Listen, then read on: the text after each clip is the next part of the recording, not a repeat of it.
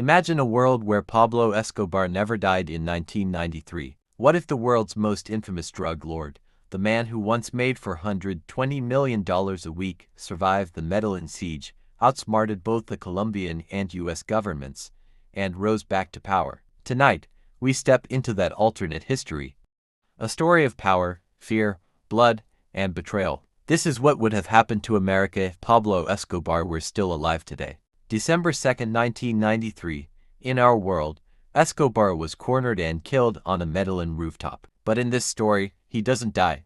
Instead, through a network of loyal sicarios, corrupt officers, and a staged decoy body, Pablo escapes. The DEA celebrates a false victory, while Escobar slips away into the shadows. Alive but weakened, he vanishes into the jungles of South America.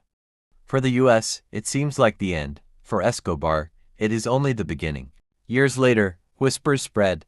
Escobar has rebuilt, not Medellín, but a new empire.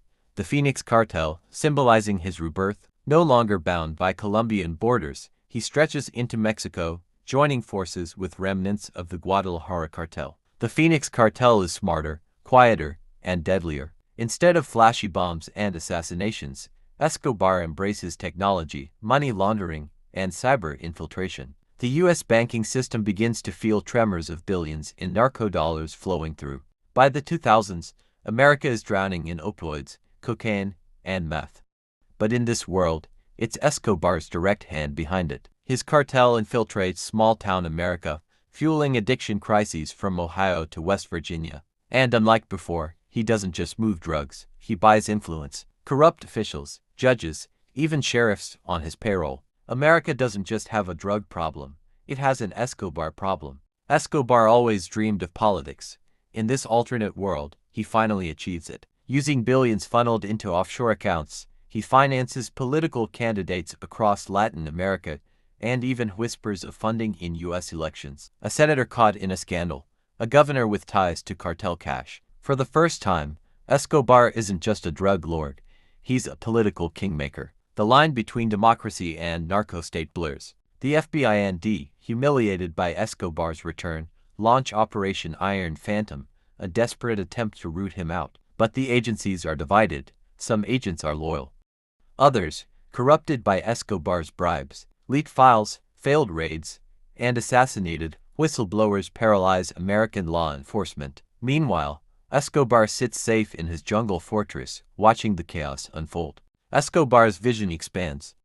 Not just Colombia, not just Mexico, but inside America itself. Street gangs from Chicago to Los Angeles pledge allegiance to him, forming what the FBI dubs the American cartel. No longer just importers, Escobar owns the streets. Neighborhoods become war zones.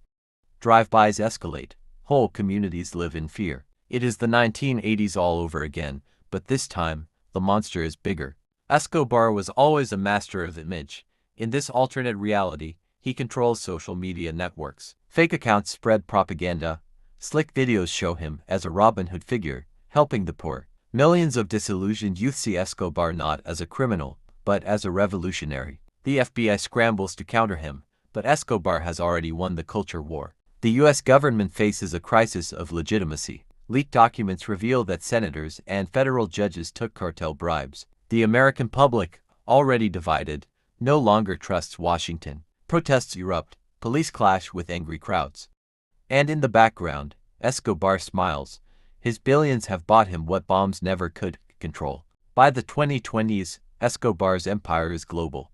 From Colombia to Wall Street, from Silicon Valley to Congress. But his greed is endless. He pushes harder, smuggling fentanyl, crippling cities with addiction. The CIA plots an assassination. Special forces prepare a strike. But Escobar, always one step ahead, leaks the operation, embarrassing America before the world. For the first time in history, a drug lord openly outmaneuvers a superpower. The question isn't whether America can beat Escobar. The question is whether America can survive him. If Pablo Escobar were still alive, he wouldn't just be a drug kingpin. He'd be a shadow president, unelected, unaccountable, but unstoppable. A man who ruled not just with bullets, but with dollars, screens, and silence. This is the America that might have been, and in some ways, the America we already see today.